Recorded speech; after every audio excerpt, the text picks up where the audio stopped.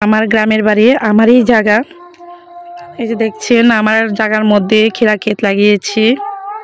এই যে আমার চাচাতো বোনের ছেলে, আমার ছেলের রাফান খিরা উঠে উঠে খিরা খাচ্ছে। আর এই খিরা ক্ষেত থেকে ছোট ছোট খিরা উঠিয়ে খাওয়া যে কত আনন্দ, আসলে এটা ভাষা প্রকাশ করা যাবে না। তো আমার খুব ভালো লাগে, যদিও আমি ঢাকা থাকি, তারপরেও আমার বাবার বাড়িতে আমার জায়গার মধ্যে যখন এসব ফসল হয় আমার খুব ভালো লাগে দেখতে। এবং এইখানে রসুন লাগিয়েছি, তারপর এখানে পেঁয়াজ লাগিয়েছি। তো আমার জায়গার এরিয়াটা কিন্তু অনেক বড়, ওই যে অনেক বড়। এখানে আমার ভাইয়ের জায়গা।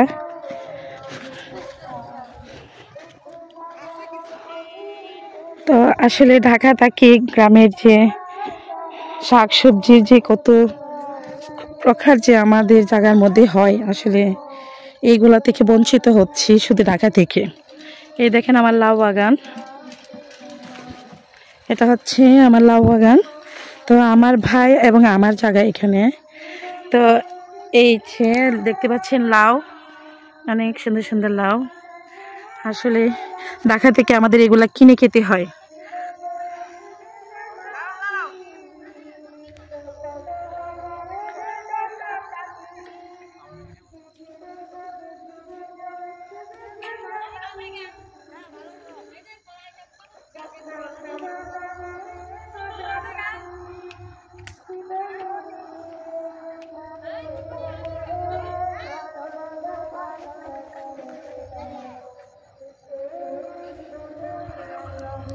কথা বয়স দিচ্ছে।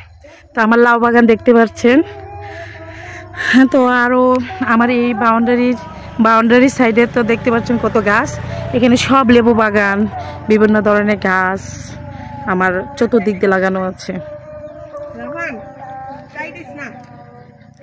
তো আমার খিরা বাগান তো সবাই দেখতে পাচ্ছেন, আমার খুব ভালো লাগতেছে। তো ছোট ছোট খিরা নিয়ে খাচ্ছি, এটা অনেক আনন্দ লাগতেছে। তো শহরে থাকি, দেখেন কত সুন্দর সুন্দর শাক, এইগুলা শাক থেকে আমরা বঞ্চিত হচ্ছি। এই শাকগুলা থেকে এত এত সুন্দর সুন্দর তরি তরকারি থেকে আমরা আসলে শহর থেকে বঞ্চিত হয়ে যাচ্ছি। এইগুলোর মধ্যে কোনো মেডিসিন কোনো কিছুই ব্যবহার করা হয় না, আল্লাহর রহমত। তো সবাই দোয়া করবেন। আমার সব কিছু, এই যে ওইদিকে টমেটোর চারা, আমার অনেক কলা বাগান আছে, সেই অনেক কলা হয়, ওই দিক দিয়ে অনেক লেবু। তো সবাই দোয়া করবেন আমার এই গাছগুলো যেন ভালো হয়। এই দেখেন আমার সেই সবুজ শাক,